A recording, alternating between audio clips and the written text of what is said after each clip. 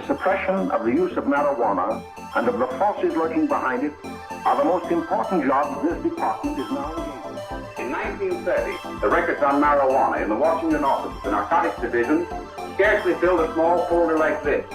Today, they fill cabinets. Welcome, ladies and gentlemen, Coloradians and everyone that's smart enough to listen from the outside. One of the most amazing plants we've ever discovered. The pot party, the trippers, the grasshoppers, the hip ones, all gathered in secrecy and flying high as a kite. I got weed pots! Welcome back, ladies and gentlemen, to another episode of Stoned Appetit with your host, as always. It's me, Kip, and to my right, I got CB. How are you today, CB? Doing great. We're down here at a great local establishment, sipping some wine. We're about to chat with some weed folk. You know it. It's 2022. The world is returning to normalcy, and what better way to kind of amplify that theory than fantastic wine happy hours down here at Blanchard Family Wines, located right there in the dairy block. You can find it accessing from either side. What is this? Blake Street, 19th and 20th. So smack down right on the other side of the alley, Pocalola. Fantastic, locally owned, veteran-owned company. Great, delicious wines, and if it's not their wine, they have wines from other vineyards in Colorado, so we love supporting local businesses. Which leads me to my next point. Today we have some guests talking to us. We're going back-to-back episodes, Chris. Last week we were kind of doing Edibles 101. Today we're going to talk Rosin 101. What's it? Rosin? Rosin, Chris. Yeah, not the resin that you scrape out of a bowl. We're talking fresh-pressed, water-pressed hash coming from our friends at Mountain Select. These are born and bred Colorado boys. It's going to be a great episode. We've got CEO Chris Kuhn and TJ Fisker, the COO, coming to join us for a couple libations, but also to talk, all things old, a little bit of hash, a little bit of vape cartridges, and just talk a little bit about what's to come for the company that's born and raised right here in the great CO. But before we do that, I want to give a shout out to our sponsors. Y'all probably are getting sick of this, but I don't give a fuck. Y'all know that we stay high, and the reason that we stay high is because of our friends over at Seed Smith.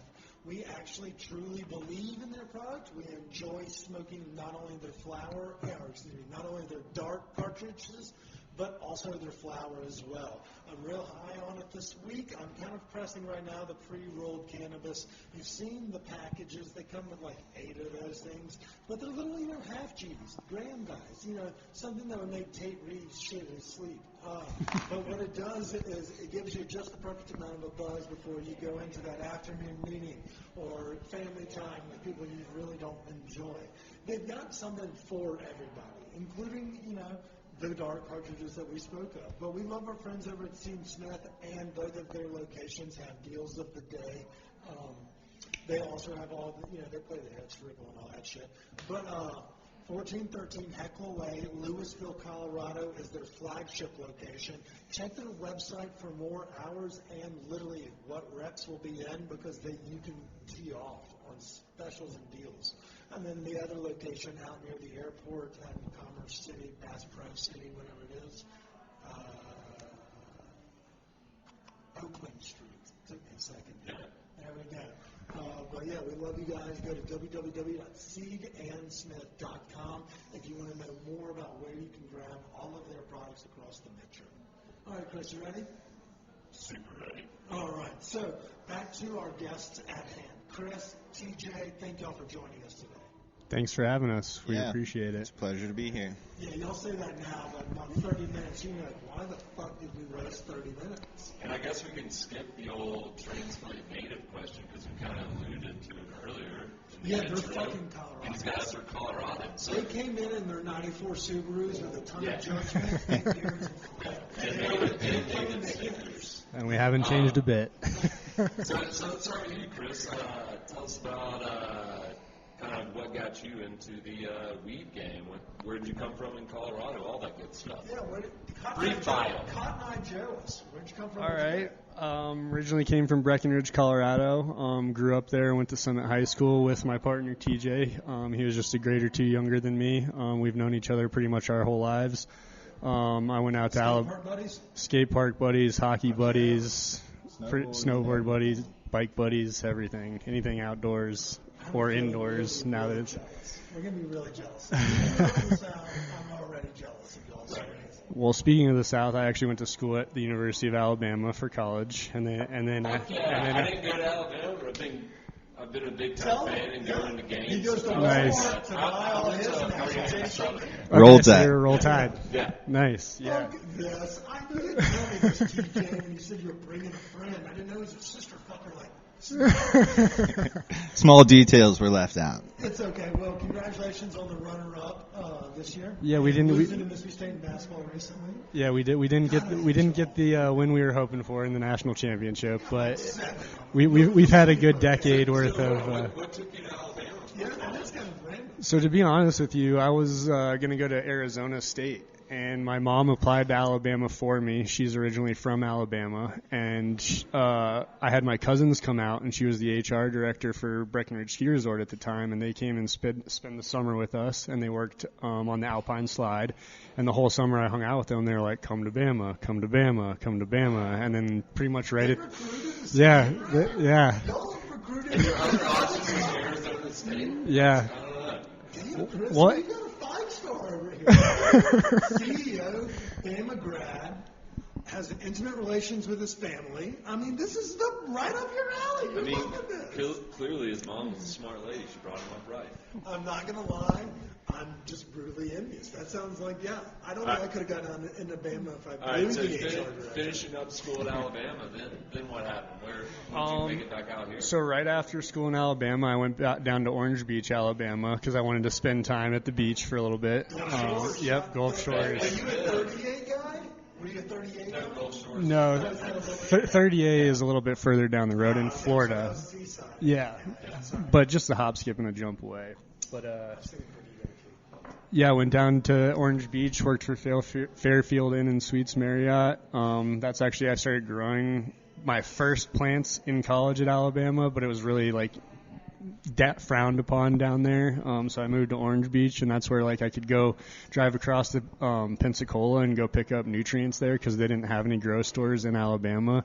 And then this was right about the time that everything was legalizing medically in Colorado. And at that point, I was like, if I'm going to get busted growing, I don't want to get busted in Alabama. No, you don't. No.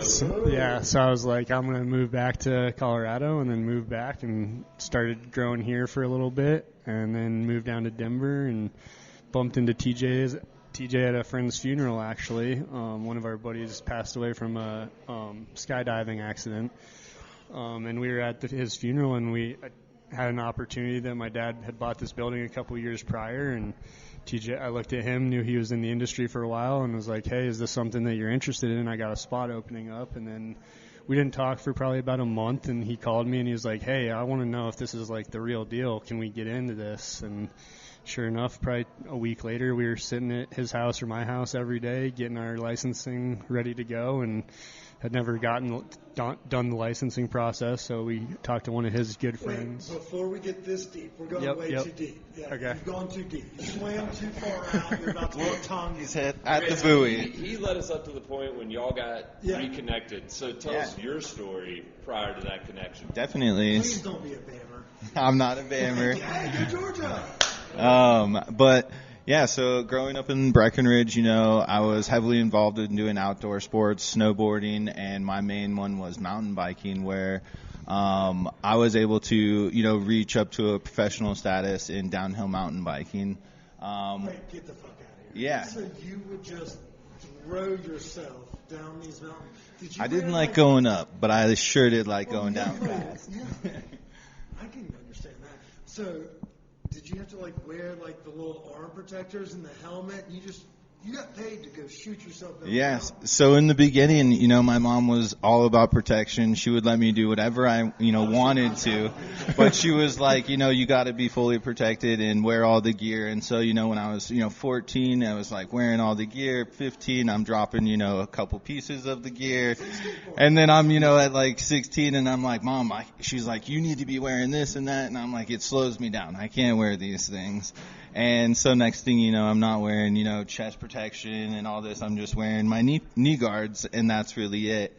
And, you know, and a helmet, yeah, and a helmet. I always had my helmet on. Yeah. And, you know, that's where really things took off at 16. You know, I started, you know, getting into the junior experts and then qualifying for professional sports. And then I was, you know, lucky enough to qualify for the UCI World Cup and went up to Mount St. Anne as a junior, racing as a professional, you know, in the men's category, which, you know, led me all over the world.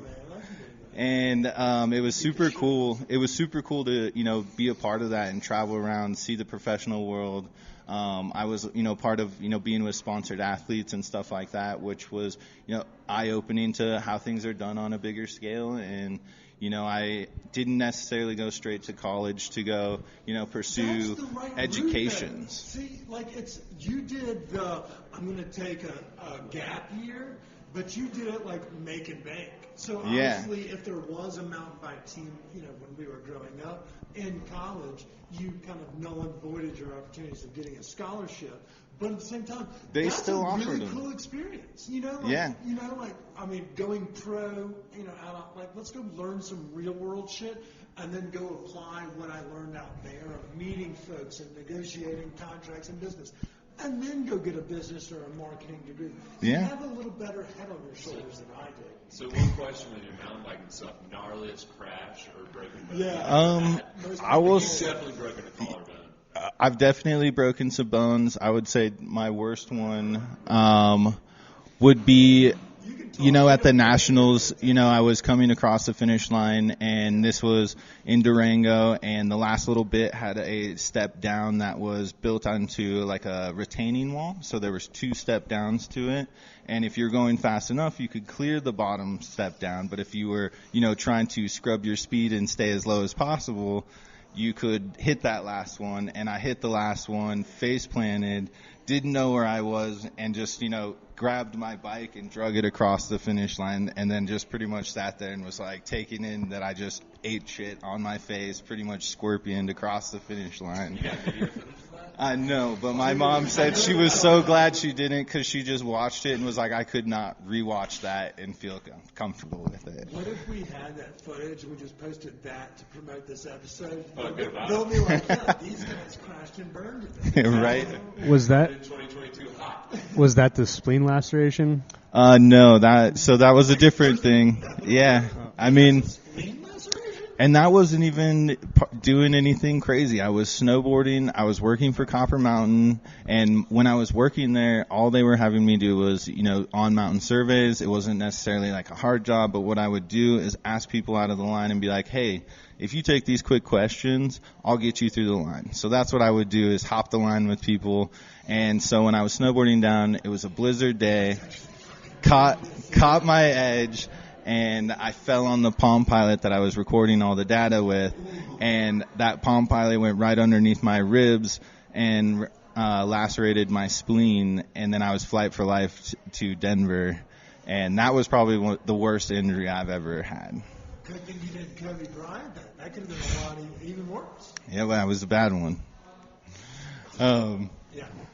So all your professional sports, all that Yep. jazz, what brought you back into weed? And like obviously So, meth connected. But yeah, I mean, How'd you get into the whole time when I was in high school and, you know, I was dealing and, you know, supplying, and it was always a curiosity thing. It was never like, I'm going to do this to make money. It was always, I was shown, well, you know, exactly. I'm just saying, I just needed a spot where I could get the next dink. Where could I get the next good stuff?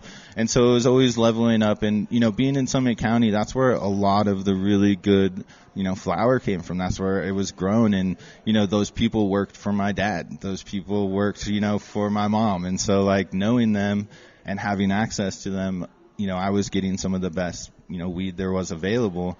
And that's where it opened up my mind to just every time it was around, there was always something different. When you go to different states, people have different stuff. And, since, I was young,